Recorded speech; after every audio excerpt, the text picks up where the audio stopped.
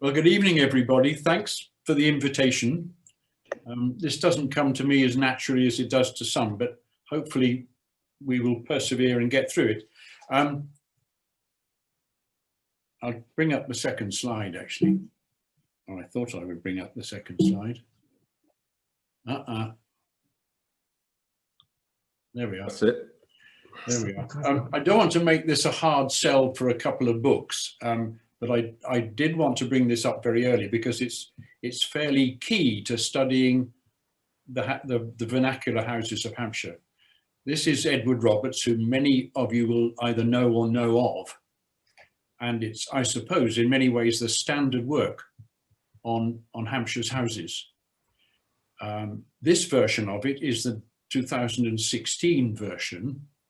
I had actually been working with Edward since just before the first version of the book, soon after I retired. And the first version came out in 2003.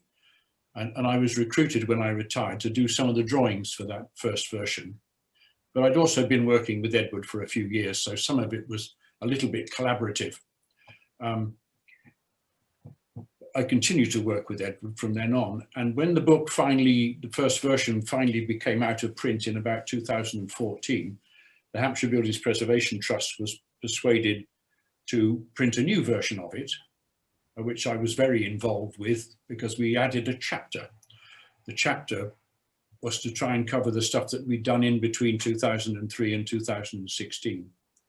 So the interesting thing about this book, and it applies to this book and not to many other similar books, is that it's based on at least 250 dendro dates, tree ring dates, so that the information it contains has a really good database behind it, such that, you always go wrong occasionally, but such that if we see a building now, we look at it and we look at the timbers and we look at this and that and the other.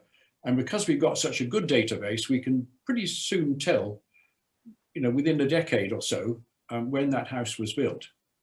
But as I said, you have to be very wary. And although we have this base, we sometimes get it wrong. Anyway, as a result of this book, Edward and I, of course, are asked to give talks on Hampshire houses, here, there, and wherever. We'll talk to anybody, really. And on a particular occasion, about somewhere, probably getting on for 4 years ago now, Edward was approached to give a talk to the Worthies local history group. You may or may not know them, but they're a pretty powerful lot, actually, and they do a lot of very good publication. And Edward, I'm afraid, cried off. He, like the rest of us, is getting on a bit now and decided he didn't really want to drive at night. So he asked me if I would do the talk for him. So I said, fine. So I went down to Kingsworthy and gave the Worthies group a talk. And as often happens, of course, after the talk, people came up to me and said, oh, I've got an interesting house. Would you like to come and look at it? So as a result of that, we got 3 or 4 houses, perhaps, that Edward and I subsequently went to have a look at. I'm not sure if this was planned, but eventually this, looking at a couple of houses, turned into a major project. I think the Worthies may have plotted this from the word go, actually. So Edward and I, for the next 3 years, really, I think, not full time by any means, but on occasions we would go down to the Worthies and find another house to look at. And in the end, we looked at 25 houses, which were all timber framed, and which now are something like, I think it's 29 different residences. Some of the houses got extended and broken up or divided into 2, so that there are 25 original medieval and post-medieval houses, but they've become 29 different residences. And that was the project. And I wanted to tell you a little bit about it. And I'm going to give you a word of warning. I've already given it, really. We thought we knew a lot about dates. We thought we could predict almost any house date within a few years. And then we find we caught a cold, because there's always the building that, the exception that proves the rule. The Worthies. you always, if you go from here to Winchester, you drive through Kingsworthy and Headbourne-Worthy. You might not know Abbotsworthy and Martyrworthy quite so well, but they are a quite ancient Saxon estate. The word in Saxon or Old English or something is wordig, and that's why they're called the Worthies. It's a corruption of the Anglo-Saxon word wordig, and it seems to have been either an aristocratic or even a royal Saxon estate, which eventually became 4 ancient parishes. In fairly early times, Kingsworthy and Abbotsworthy were amalgamated, so they became one. And Martyrworthy is now part of a rather bigger parish to the east. But the early parishes were 4, as identified, and I suspect that Abbotsworthy was probably the right-hand side of what is Kingsworthy, really. The houses are all identified there, and you can see that nearly all of them are clustered on the village, on the River Itchen. There is one outlier, which is number 31 up there, and that's actually in Abbotsworthy. So we assume that these were 4 almost parallel strips of land which stretched from the River Itchen up into the downs above. And you sort of drive through a couple of them, you drive through all of them actually on the way to Winchester. So you can see that the land agriculturally had a rather nice mix. It had the water meadow, low-lying land down at the river where nearly all the houses are, and then you went up into the downs and the normal arable land and into woodland and so on. So they were really quite self-sufficient. They had every sort of agricultural benefit that they could have had, I suppose, and clearly were very successful. Just going to take you through, I suppose it must be nearly half the houses that we looked at. Obviously, I picked the more important houses. This is the house that Edward calls the only gentleman's house that we looked at. We've got an awful lot of background noise. What's going on? Is it me? No, you keep on going. All right, fine. This is Headbourne-Worthy Old Rectory. And as I said, Edward says it's the only gentleman's house that we've got. Believe it or not, it is fully framed. You can see a little bit of framing to the left of the chimney in the foreground, but it is in fact a fully framed building, and a very interesting one at that. It is listed. Nearly all the houses were listed, but they're never listed for what they actually are, unfortunately. And I think Edward and I have proved that if you're going to write proper descriptions of them, you really got to, do more than just pedal past on your bike. You really have to look into them, because I don't think a single listed building list description adequately dealt with any of the houses we looked at. Quite remarkable, really. And it just shows how hidden a lot of the information is. But just keep that in mind, and I'll show you that. Because in about 1550, that's what that house looked like. It's fully timber framed, with the exception of the chimney. It had a quite large open hall, which the big window, have I got my marker? Yeah, the big window here denotes the hall and the entrance at the low end of the hall, and then a couple of service bays beyond that. The last one was possibly an open kitchen, we think. And then at this end, as a separate building, which I'll show you in a minute, this was this quite classy jettied crosswing, parlour crosswing. And if I show you the plan, just turn round now just to make things difficult. The jetty that you saw on the drawing is this jetty here. It's subsequently been underbuilt, so that, as often happens, of course, so you can't see this jetty because the outside wall at the ground floor is now out here. So it's completely hidden. But you can see from this drawing that it was two quite separate buildings. It was the earlier range, which was here, with the open hall, cross passage. Incidentally, as often happens, the doorway is in exactly the same position as it was originally. The one at the back is gone, but the front door is just where it is.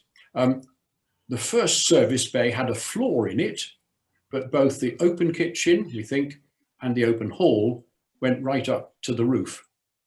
And it seems that the walls there and there didn't go all the way up to the roof. They probably stopped at the tie beam or the collar, because the whole of this roof is thoroughly sooted. I don't think that's a problem. I don't think, you know, nobody was going to burn a fire at night. So if you were sleeping upstairs above the service area here, you wouldn't really be troubled by smoke, I don't think. But you can see the gap then. It is two separate buildings linked together. And this is where the dating went a little bit wrong. We felt we were pretty clear about the date of this, and we made some assumptions about the date of this, which actually very recently, since the book, turned out to be wrong, which I'll explain to you. Let's have another slide. This is a cross-section through the earlier range, the hall range, and it's got a particular sort of roof construction here, which is called either a crown post or a king post. No, a crown strut or a king strut roof. It's got a single strut here between the tie beam and the collar, and the what became traditional in Hampshire, the clasped purlin here, the timber running along the roof at that point. And when you get just this single strut, and this hasn't been proved wrong yet, you can normally assume that it's in the first half of the 1400s. So it's between 1400 and 1450 you get this particular roof in Hampshire. The roof of the cross wing is a queen strut roof because there are two of them, slightly different. And this is the ubiquitous Hampshire roof from about 1400 right the way through until very nearly certainly to 1800 and probably into the 19th century. So it's a very long-lived roof. And unfortunately, that lets you misdate it sometimes because it can be anything between 1400 and 1800. Now, we made the assumption that it was of the same date as its chimney. And that was a foolish mistake. The chimney has two lovely fireplaces. No, I'm sorry, show you the roof of the sooted bit first. You can see the degree of sooting there. I don't need to explain that. Soot everywhere. And of course, you often get bits of partitions in the roof destroyed because people have to put heating pipes and cables and goodness knows what. You'll see that again before the end of the evening. But that's one of the rather nice fireplaces, and that dates really fairly accurately to the early part of the 16th century. So we made the simple assumption that the chimney and the fireplaces and the crosswing were all of the same date and were therefore early 16th century. Unfortunately, that's not quite right. I'll explain that in a minute. Later on, as always happens, of course, in open hall houses, somewhere in the 1600s, somebody comes along and decides that they're going to floor over the hall because, and they're going to put a chimney in because they don't want open halls anymore. They civilize it by putting a ceiling in and putting a chimney in. And that's what happens. And you've got a rather nice 17th century fireplace now. Now, this is where it all went wrong. We thought we would like to try and dendrodate the old rectory. So we called on our old friend, Dr. Martin Bridge, who works with a person down here. Can you see Dan Miles down here? You may know Dan Miles. He and Martin are two of the long-standing dendrochronologists, and they're now extremely respected and a bit sort of superstar. You can't ever get hold of them because they're always doing something international or very prestigious. But in the old days, we used to employ them quite frequently to get dendrodates. Martin came along to try to date this house, and of course you don't always succeed. About 10% of the times you try to get a date, you fail. And Martin, rather to his annoyance, failed to get a date out of the old rectory. But he kept his samples, and then he heard about this little project, which is based on Swansea University and a guy called Professor Neil Loader, who is down here. And because his mate Dan was working with him already on this project, he managed to sneak our samples in at no cost, because presumably the Leverhulme Trust is financing it. He managed to sneak our samples in and got 2 dates. Got dates for both pieces of the old rectory. We were fairly right with the first piece, the earlier piece. It turned out to date, or the felling of the timbers dated to 1402, which is about as early in the 15th century as you can get. But we weren't far out there, because we knew that it was somewhere in the first half of the 15th century, so that was all right. What he found, though, with the second bit was that it was dated not to a precise date, but a date range between 1411 and 1443. So it was a good century earlier than we had thought, which showed that the chimney and the fireplaces were a subsequent addition to the timber frame crosswing, which is interesting. It must have meant that the early crosswing was unheated, because there's no sign of how you might have heated it, and it's not blackened or anything. So that was a lesson for us, but still it's nice to have a very early building. And incidentally, I'm taking the buildings I'm showing you in more or less chronological order, although these first two might actually be slightly accurate. Second house, something called the Old Cottage. You drive past this if you go to Winchester. You may have noticed it. You know where the post office is in Kingsworthy, and you're going from this direction, just a bit further down on the left is the Old Cottage. And this was a particularly difficult building for us to get our heads around, but we are pretty sure now that it is the only Cruck building that we have found in the Worthies. Obviously, this left-hand piece of it isn't Cruck at all, but what we think is that the 2 bays, which are behind this brick and later brick and flint, was originally Cruck framed. I don't want to go off on a great big hobby horse of mine, because I love Cruck buildings. Sorry, that's an early picture. You may have remembered that this, in its last shop incarnation, it was called Kingsworthy Antiques. Until certainly my memory, I remember it as Kingsworthy Antiques, but then it got incorporated into the house, so it's actually gone. But just a little thing about Crucks. I think probably need to explain too much about them, but they're based on these sort of A-frames down the building, which are based on these 2 huge curved timbers, which sometimes meet at the top, don't always. And this is one of the reasons I've chosen this slide. This is the earliest of Hampshire's Cruck buildings. It dates from 1311, and it's very close to Farnham. So it's about as far east as Cruck buildings go, because Hampshire's on the border land of Crucks. They don't go further east than Hampshire. And this is one of the most easterly, strangely. But I just wanted to point out a few things about it. The early Crucks, at least, had ridge beams. They had a ridge beam. You can see that all those 3 frames have got this ridge beam, square set in this particular case.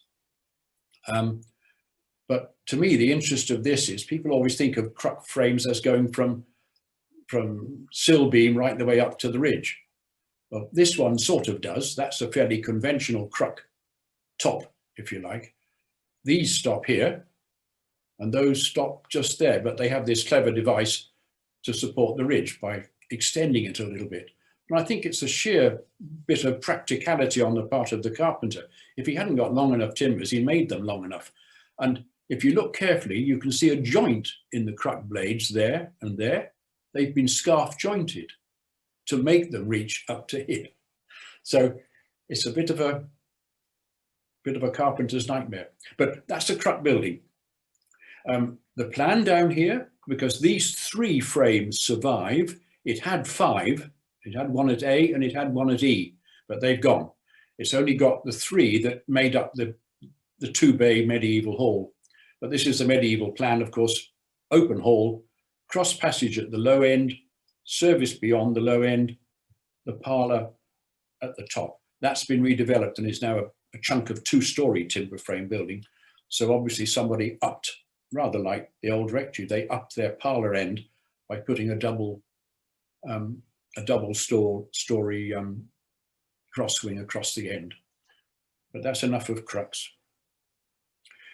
That's a piece of the evidence we found in the Old Cottage.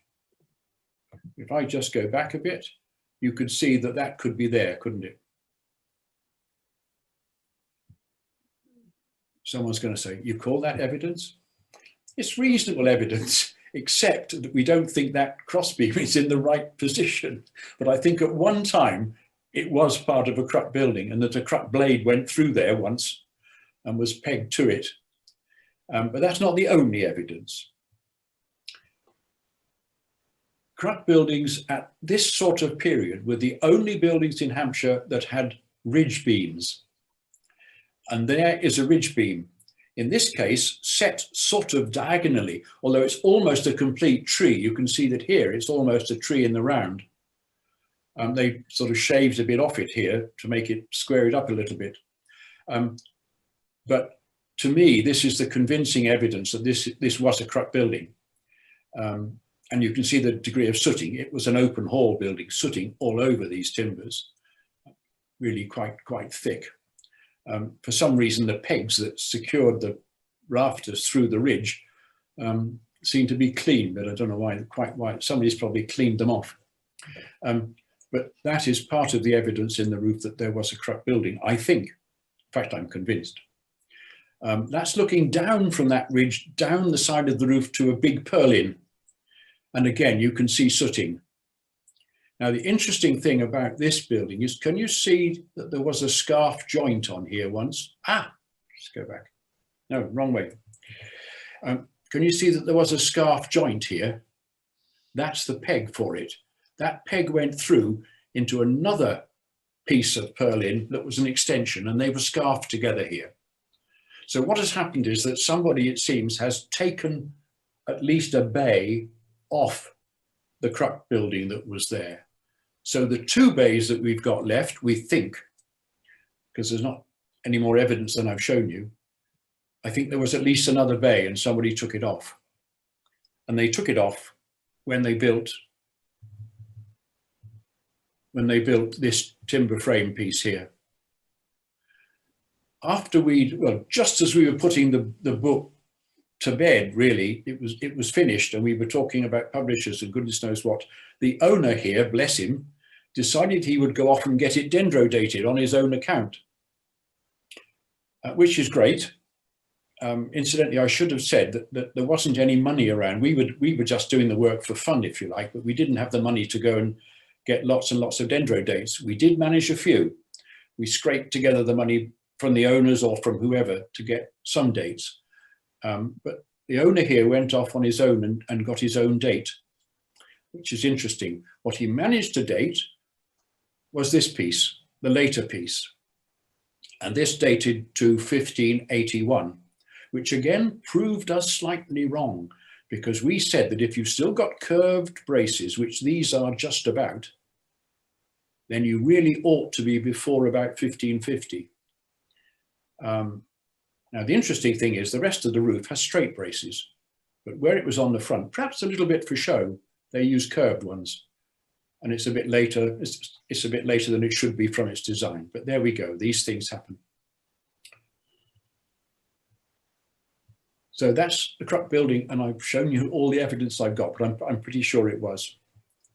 And that's what it might have looked like when these 2 1581 bays were added to what might then have still been an unwrapped up Cruck building. Incidentally, in Hampshire, we go for half-hip roofs, as you know, not a gabled roof, not a straight up to the point at the end here. And because of that, the Cruck blades are chopped off at this collar point, very often on the ends of the buildings, not always in the middle, but at the ends of the buildings, so that you can get the half-hip in.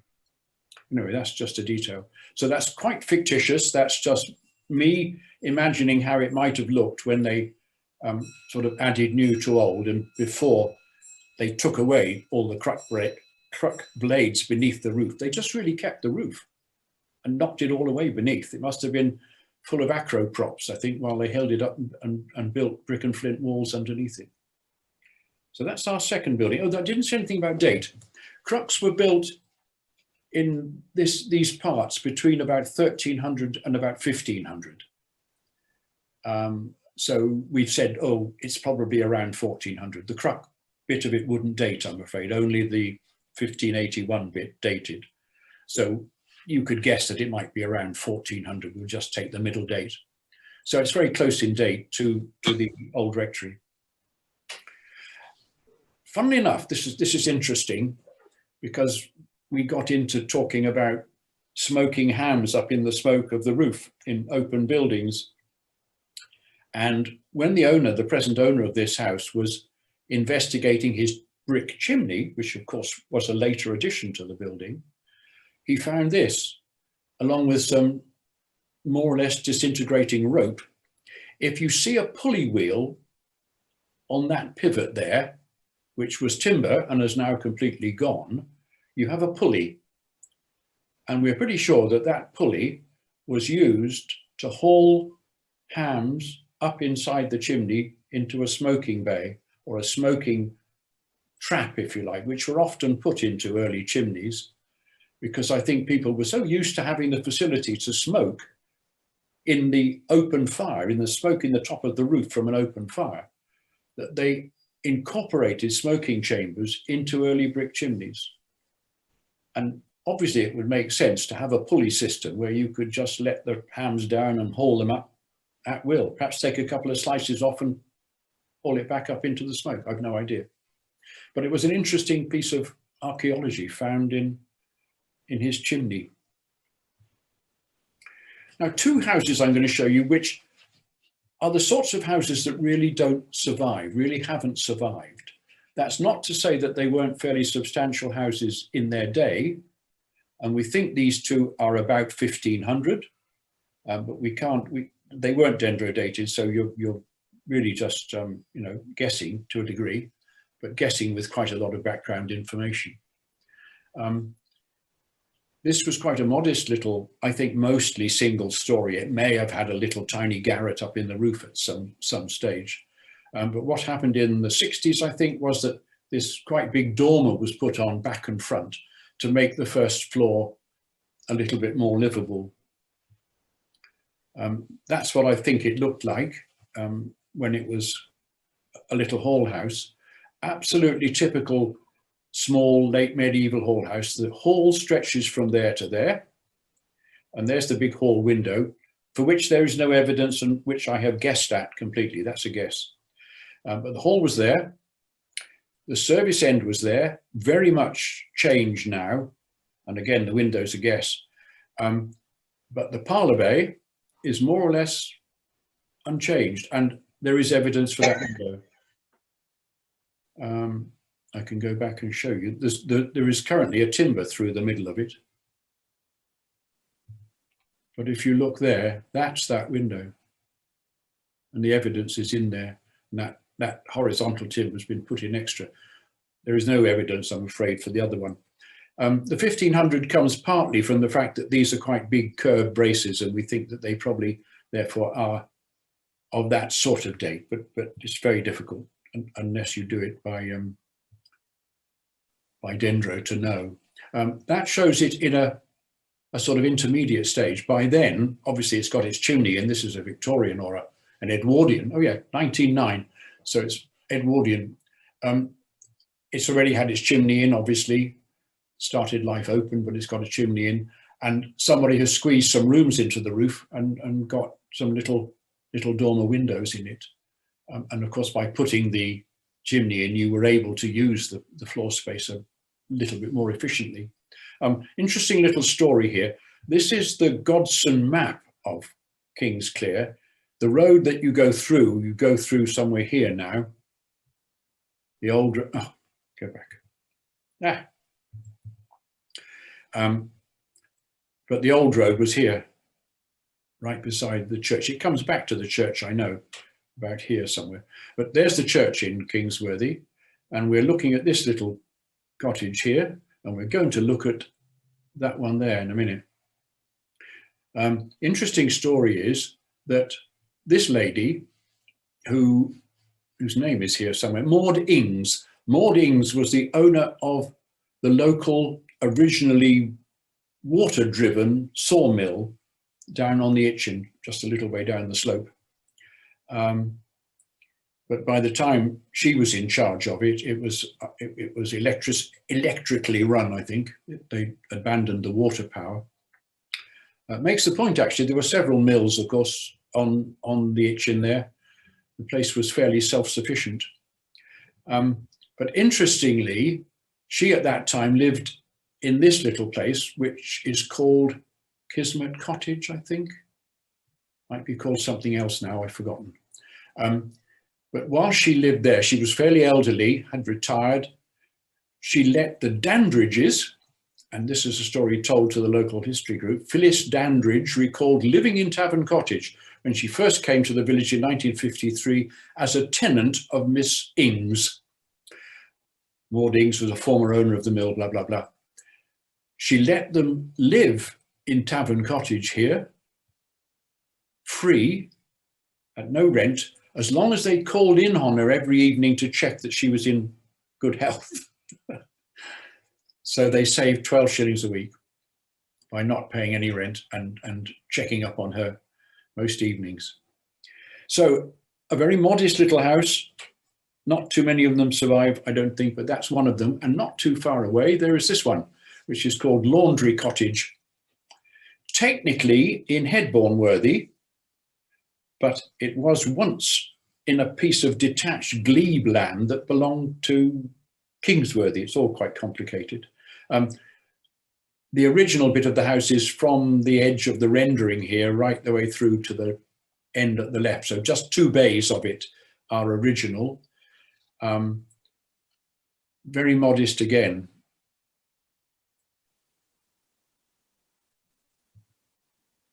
You can see that's the height. It's really quite low. I think I made a record actually of that height. It's hardly the height of a person. No, I didn't keep a record of it. I don't think. No, it doesn't matter. But it's actually very low. There was no way that they were 2-story. They were single-story houses, undoubtedly. Again, this is, I think, the only external brace that you can see.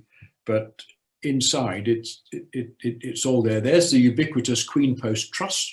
They're everywhere in Hampshire from 1400 onwards. And this is the hall bay in the middle and a small, possibly service bay beyond, but it's hard to tell. But 2 very modest little cottages. I said I was going to talk about a second house near Tavern Cottage. Well, this is it here. We're very lucky. My mate Edward has a very good early postcard collection of Hampshire. So we raided it occasionally in the book to give some atmospheric pictures. You can see that the road, this is the main road coming through here. And the present road is somewhere slightly off to the left. This is a very interesting house. It's called the Old Post Office. And this little group of gentlemen here are standing near the entrance to the post office, which is just there. Let's have a look at it. That's it today. And if I show you a slightly different angle on it, you'll see this was the post office. This was the shop that was the post office. It moved in 1966. So until 66, it was the post office. So you can see a fairly standard little shop window, really. and this end of the building was the post office. The listed building description of it says it was the first post office in Hampshire, which has been proved to be wrong. Actually, it is not. It's quite an early one. It was a post office in 1845, which is only 5 years after the introduction of the penny black. So it's a very early post office, but not the earliest. That's been proved subsequently. Now, this tells quite a story. This was the post office entrance about here somewhere, and the post office was at this end of the building in this corner somewhere. When we looked inside the building, we found a lot of evidence of timber framing. First of all, there was a 2-bay timber frame building here, adjoining a partially surviving bay there. And then at the back in this wing, if you like, in this L, a second 2-bay timber frame building. In this one, that was absolutely sooted to pieces. It was as black as you like. In this building, this middle bay was black in the roof. So we seem to have several things. Edward and I slightly disagree on this. This was undoubtedly the main house, I think. Whether this bay was an addition to it or whether part of it collapsed and it was a piece built against it, who knows? It could have existed as an open hall and a floored bay next door. It could have been quite a small dwelling and then was subsequently added to, but that has been partially destroyed, perhaps when they introduced the post office and did some alterations. We differ slightly on this. There are two options for this building. Either it was a second little dwelling originally, which is quite possible with an open hall and a 2-floor bay next door, a sort of 1-bedroom cottage, if you like, could easily have been, or it could have been a kitchen for this bigger house, a detached kitchen. Detached kitchens are very common if you go into Surrey and Sussex. We don't seem to find them for some reason. So either we didn't have them, or they were so insubstantial that they tend to have disappeared or been converted into cowsheds or something, or garages or something. But we don't seem to find detached kitchens. Edward tends to think this was a detached kitchen. I tend to disagree because it's really very substantially built. And I wonder if a separate kitchen would have been built quite as well as this is built. But anyway, that's by the by, we're not going to fall out over it. The interesting thing is that this is a passageway at the back of the house under a sort of outshot, under a cat slide roof. And the evidence in this wall is more or less intact. It's absolutely remarkable. And it looks like that. There's the hall bay in the middle. There's the service bay next door to it. There is the joint between it and whatever was put on, which tends to fade away. This end, that's a section through it. The green strut truss again. And that evidence is all there. This window is nearly complete, or you can see enough of it to be able to draw it accurately. And of course, the fact that the window spans right through the building means that it had to be an open hall. There was no way you could put a floor in there because the floor would have to go there halfway up the window, which doesn't really work. So a really quite interesting building. Again, we dated it to about 1500. Very difficult to either say that's right or wrong, but we think that's fair. Certainly very curved braces, certainly before 1550, unless we've got a rogue again. Worthies, another rather nice old postcard. I'm going to look at two buildings here in Worthies. That one first, and this one second. The book covers those two, and this one, and this one, and that one. And if you're ever around Worthies and don't know the church, there is a very nice Norman church here. Can you see the little Norman doorway there, shining through the trees? Wonderful church, well worth a look. But all 5 of those old properties are looked at in the book, and I'm going to show you 2 of them. This is the older of the 2. This actually was a house that was known. It was referred to in a book of 1988 entitled Hall Houses of the Winchester Area, I think. I don't know if any of you ever knew somebody called Liz Lewis. Liz Lewis was the curator of the Winchester Museums and a great enthusiast for vernacular buildings. Edward was involved in those days as well. It was written by about 4 or 5 people. And this was one of the houses that was covered. Before the days of dendro being available, really, so they were not dated. You can only date them typographically. What I want you to look at is the house between there and there. That was the original house. Still a very substantial farmhouse. The other bay was added, at a guess, 50 to 100 years later. It's now 3 dwellings. I identified the doorway just a little while ago. Get it right. Yeah, the doorway was in there, the original doorway. Sorry. The original doorway was in there, low end of the hall. The hall stretched from there to there, 2-bay hall. I should have said that many of the houses that we came across in the Worthies were what we call transitional houses. These are houses between the pure medieval open hall and the fully staircased and chimneyed houses that we would call a modern house, really. In the second half of the 16th century, all sorts of crazy things were going on as the smoke was banished, if you like. And people started to think about controlling the smoke and putting in smoke bays, timber chimneys, proper chimneys, all sorts of weird and wonderful devices. Timber chimneys were only around for a little while because as soon as they could, and I think everybody would if they had a timber chimney, they'd quickly replace it with brick because it's a fairly dodgy thing to have. But there are a few of them, and I can show you a bit later on. Not in this building. This is a transitional building. Sorry, that just shows it, you know, in the Edwardian period, already occupied obviously as several dwellings. But it looked a little bit like this. This is the 2-bay hall. Stop doing that. This is the 2-bay hall.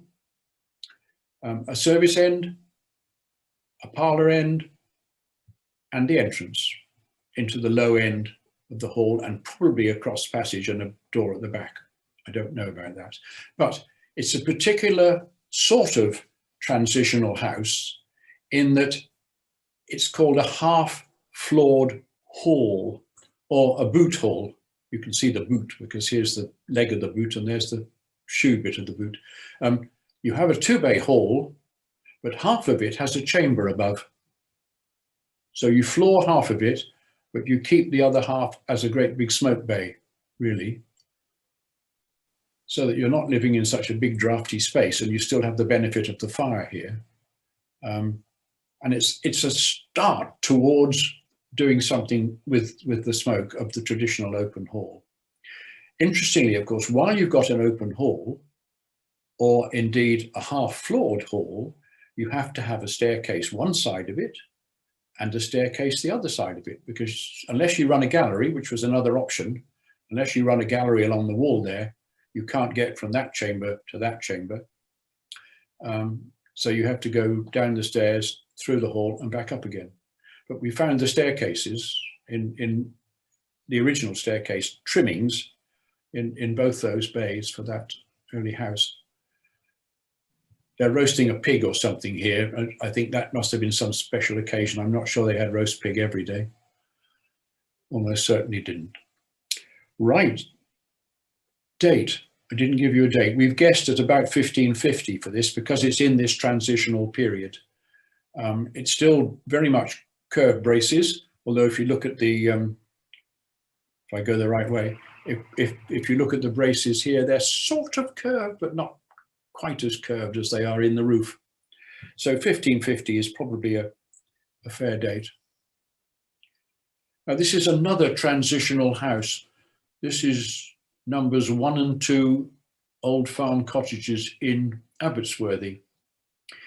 The original house had these two jettied gables, no longer jettied because they've been underbuilt. But it had two jettied gables here. This is much later, and looking at the skinny timbers in this wall here, that might even be an 18th century extension. But would you believe the ubiquitous Queen Strut roof carries on throughout, even though this bit is certainly 200 years older than this bit. Sorry, younger than this bit. But there we are. This was built as a very fine farmhouse. We know who it was. Edward managed to find the records, so we know who probably built it, and certainly lived in it very early on.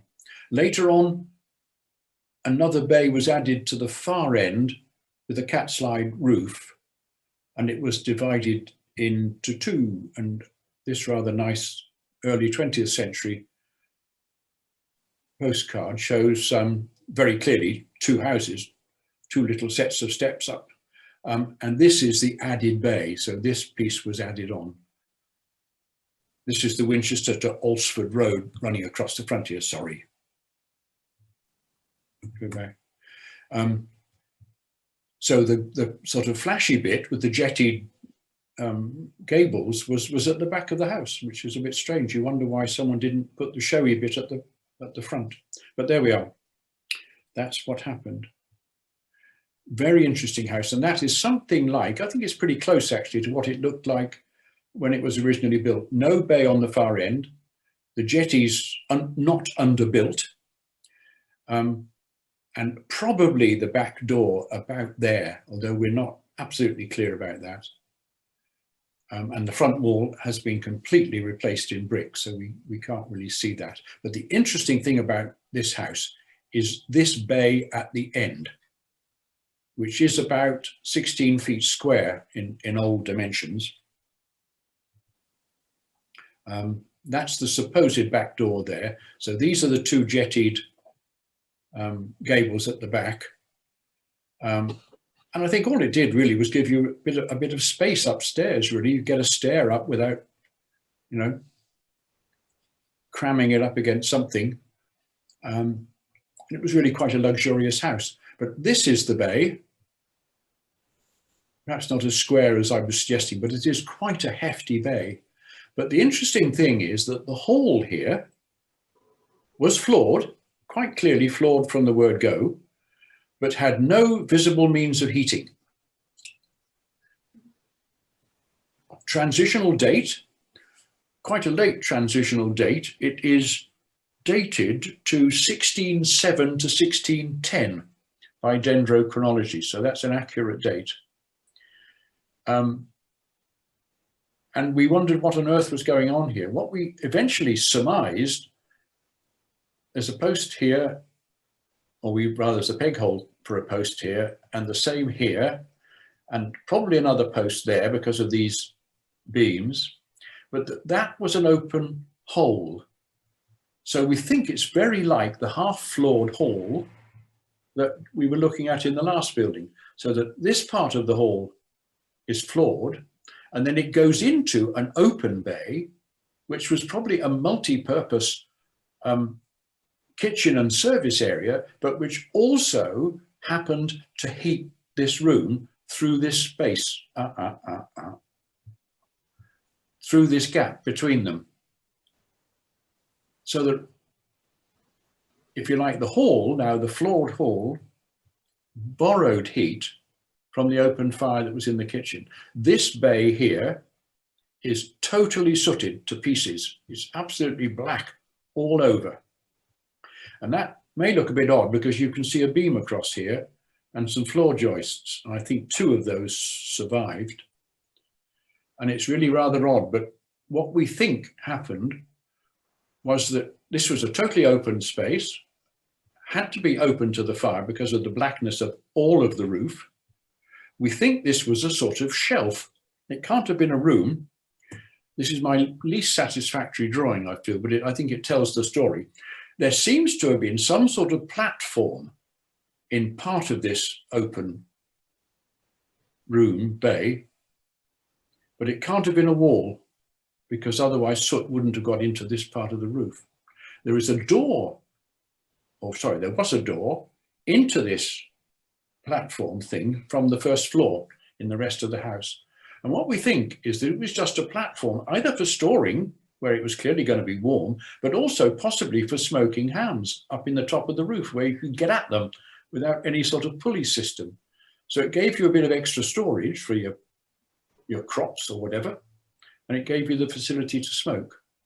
And funnily enough, I happened to be reading my Weald Downland catalogue, or whatever you call the thing, and I found, I can find it,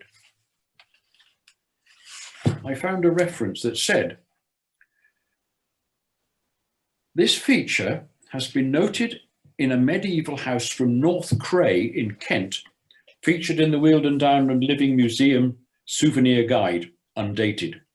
In relation to an inserted smoke bay, page 11 of the guidebook notes, in quotes, the smoke bay incorporated an upper floored area on one side in which meat may have been hung and smoked. Now, we're not 100% certain about this, but certainly there was this timber, there is this timber still there, and a couple of these joists. The sooting tells you that it had to be open to this room. It had a door, which is sense because otherwise the smoke would have escaped into the first floor of the rest of the house. So I think we've probably sussed it out, but it's a very unusual arrangement, closest to the house that you looked at a little while ago. Later on, the inevitable happens. That incidentally is the peg hole for one of the posts, would you believe it? And there's another one somewhere over here. So there was an opening through into that other bay. Then later on, of course, somebody comes along and pops a 17th century chimney in it, as happened everywhere, of course. So another, not a brick lintel this time, but or not a brick arch rather, but a timber lintel. I'm going to show you a detail of that, which is there. I don't know how many of you know the current theory about what used to be called taper marks. These burn marks were thought at one stage to be accidental propping a taper up against a wall when you were lighting the place. It's been proven very recently that it takes about half an hour of holding a candle to a piece of timber at a 45-degree angle or more or less like that to make that sort of a mark. And what it took to make this huge one, I don't know, a couple of hours? They are thought now to be apotropaic marks. In other words, they are witch marks, witchcraft, folklore. They are meant to protect the house either from evil spirits or from fire. And you find them, and they're being found now as people are looking for them. There's another one there. They are being found near and around openings like doors, windows, fireplaces, because that's where the evil spirits or whoever, the witches, would come in. And this was, of course, very prevalent in the early part of the 17th century, which is, well, this is later, of course. This is into the 1600s and something, but they were very, very wary about witches at that time. Now, that's just a bit of incidental information. The next house, another transitional house. This is called Silverstream, and it's in Headbourne Worthy. And a few years ago, well, rather many years ago, the road between Winchester and Basingstoke used to run just past the front of this house on the left there. There's a little stream actually just here, and it must have been on the other side. So you probably would have got to this house from the road by crossing a little bridge. There are now only 2 bays of what was a 3-bay house. You can see here, I'm sure, bricks propped into holes, can you? Yeah. Those are the floor joists or the tenons of the floor joists of a missing bay. There's a record that shows that in 1952, this house was sold as fit for demolition. Fortunately, it wasn't, and somebody did it up at that time. but I suspect that it was in such a state that this bay probably couldn't be saved. So they let it fall down and did without it. This is a modern extension. That is a modern extension. So we just have two bays. Slightly turn the corner. There are the empty joist holes there. And these are the two bays. It's a very interesting two bays because the hall in the middle was from there to there. And you'll see that there's a rather odd post that goes all the way up, but isn't braced in any way, doesn't have a truss on top of it, rather strangely. And we think that is sort of part of the story. Let me show you my reconstruction of it. That's the extra bay, which I've put back. You see parlour reinstated. So the parlour bay has been reinstated in the drawing. That is what is left. And that's that rather strange post. And if you look here, there, those posts are identified so that the hall bay is a bay plus a bit. And you'll see what I've written here, which is assumed timber chimney. We think that in the first stage of this house, it had a timber chimney of some form. The date that came out, the owner, before we even got there, had actually dated this house. And he came up with a range date, unfortunately, not a precise date. He came up with a date between 1579 and 1604. In other words, a 25-year period. But we think very much a transitional house where the open hall is giving way to forms of chimney and smoke control. It was very clearly floored from the word go, this hall, or at least most of it was floored. And there is evidence for that window. And you wouldn't have had a window up there unless there was a floor, frankly. So it was a floored hall. What we think happened is that a timber chimney here originally, the entrance was here, we found evidence for that, and there was some sort of timber chimney in this position, which later on got replaced with a stone chimney. And stone chimneys obviously fairly classy things, and we think that the stone for it came from Hyde Abbey after the dissolution, when it was available. And there are records showing stone being carted from the site of Hyde Abbey, some illegally and some of it legitimately. And it seems that either legitimately or otherwise, the stones for this chimney fell off the back of a cart. And I can show you evidence as to where it came from. That was found by the owner when he was excavating at the bottom of the chimney. Now, I don't think that could have come from anywhere other than an ecclesiastical site. Indeed, where could stone have come from in Headbourne Worthy other than from a site like Hyde Abbey? And as you go up in the chimney, you find other bits of carved stone. So undoubtedly, the owner very quickly got rid of his timber chimney and replaced it with some stone. And we found two other examples in the Worthies of what was probably Hyde Abbey stone being reused in buildings, in houses. This is another one that proved the dendro dates wrong. The original house here stretches from about here to there. These three dormer windows are the original three-bay house. So again, standard late medieval pattern, hall in the middle, service bay at this end, parlour bay at this end. That's the middle bay in the roof. And I told you I'd show you some battered wattle and daub again in the roof space where somebody had to get through. The wattle and daub is also blackened, and we've still got blackened thatching battens, which is nice. You don't very often get them. I haven't, I'm afraid, ever in Hampshire seen blackened thatch, but I think in the West Country they find it quite frequently. You still get blackened thatch. So the thatch hasn't been touched since whenever, or the last layer of the thatch hasn't been touched. Normally the thatch has been renewed in our cases, but it's nice to find battens which are soot blackened. But that's the evidence above the hall. I've done another little reconstruction of this one. We think that's probably the way it originally looked, the three simple bays: hall, services, parlour, entrance here. The interesting thing is we think that all three bays were unfloored to start with, which is fairly unusual, which means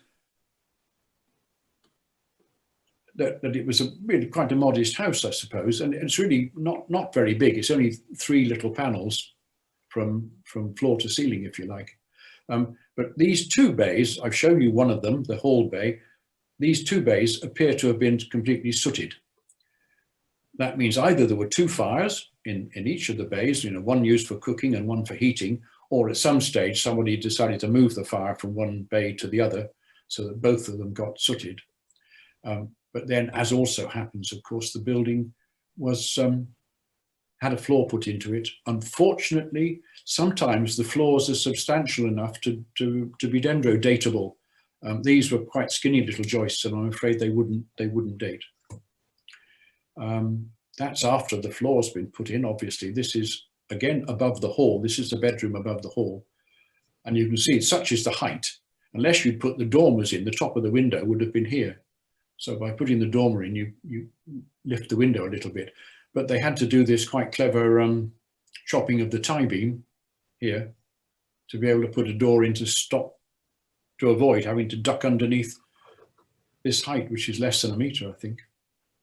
The interesting thing about this is its date.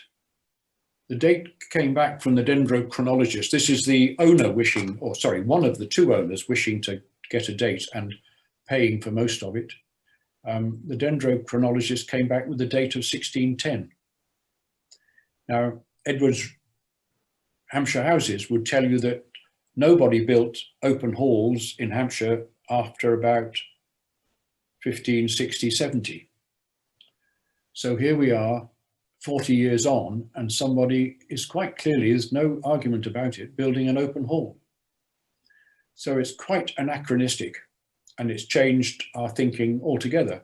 So we no longer say that open halls weren't built after about 1560 or 70. They clearly were, at least this one was. And of course, it's worth bearing in mind that although they might not have been building too many of them, people were still living in open halls. Where we're able to date the floors of floors inserted into open halls, they will often give you dates of 16 something. So people were quite used to living in open halls. It's just that they didn't seem to be building very many of them, but this was one they did build. I must look at dare I look at my watch? Oh goodness. I'm going to have to come to a conclusion shortly. Another little transitional house. This is quite a nice one. The original house from the brickwork there through to the left-hand side of the picture, just two bays. Show you better from the back. So from there to there is the original house.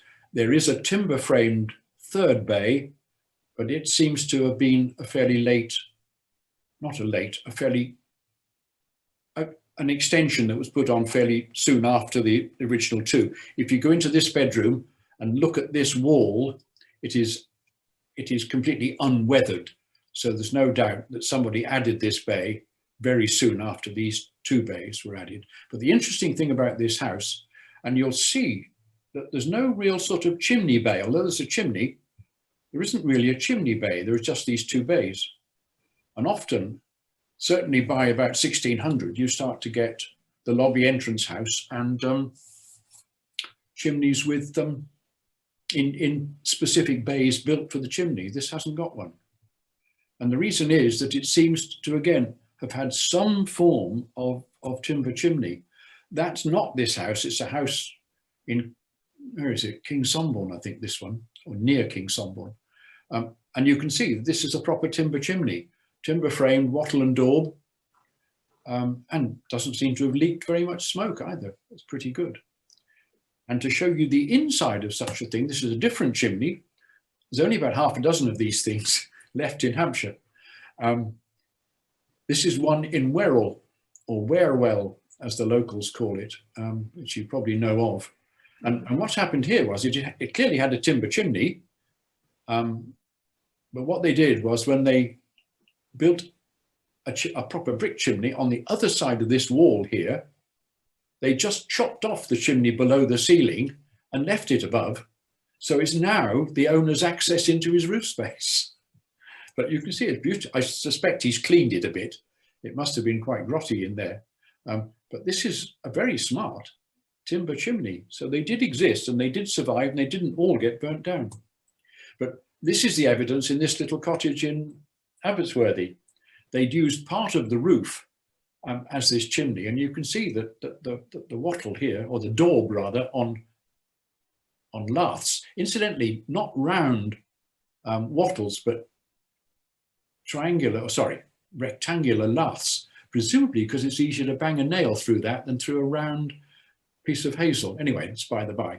But you can see evidence for this chimney. What happened was that most of it was destroyed when they later on put a brick chimney in it. Of course, they just ripped it out. But that little piece was left on the underside of the roof. Next house, Martha Worthy, it's going to be this one. I thought this was another of these turn of the last century postcards, but it's not. It's quite recent. I looked at this car. This is probably a late, 1949 or 50 something saloon car.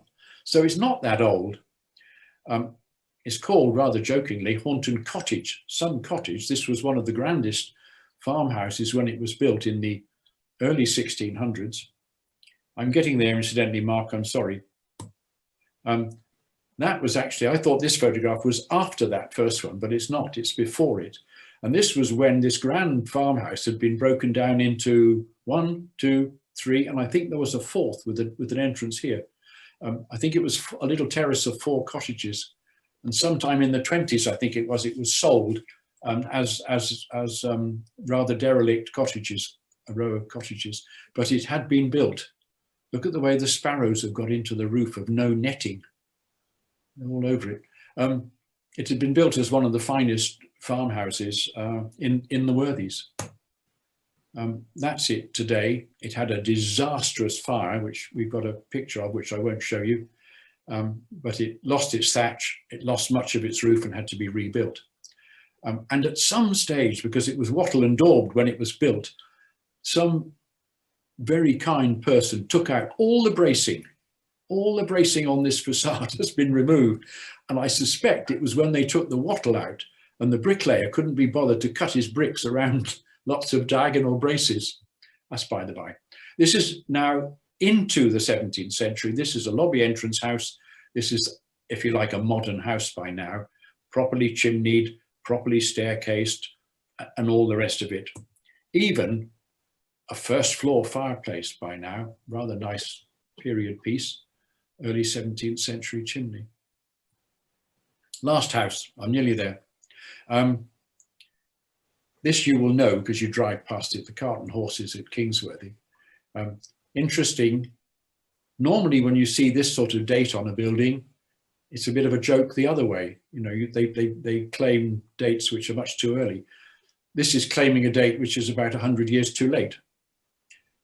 This was certainly a 17th century building, and it was fully timber framed. Can you see the wall plate here running through the windows? I suspect when it ceased to be a farmhouse and became a pub, they took the thatch off it. You can see that this piece was still thatched at the beginning of the 20th century. It looks a bit like a farm, doesn't it, that's been converted to a pub. And the interesting thing is that the turnpike from Popham to Winchester went through in about 1760. And that would be a very good time to decide, oh, all that traffic coming past, I could make my farmhouse into a pub and do better business. And that could well be what happened. And then there was an intermediate stage after the railway had pinched some of the traffic. You got back into the motor age, of course, and people started going out in charabancs, and they even installed petrol pumps there to be able to do business from the trippers. I like the +4s. That's What date is that, about 1930, I suppose? But it's a fully timber framed house. You can't see it downstairs. The downstairs has been completely wrecked. You wouldn't know what form it took originally, but upstairs in the manager's flat, it's absolutely clear that this is a very nice late timber framed house. 2 rows of purlins, big house, big house. And this helps to date it. You can see the reverse brace here. Sorry, I'll show you that in a minute. The reverse brace here gives that sort of depth, as does a matching one on the other side of the room. So a very nice late date. And that is the book that we ended up as a result of 3 years of crawling around people's houses. I'm sorry, Mark, I've taken much too long. I'm done.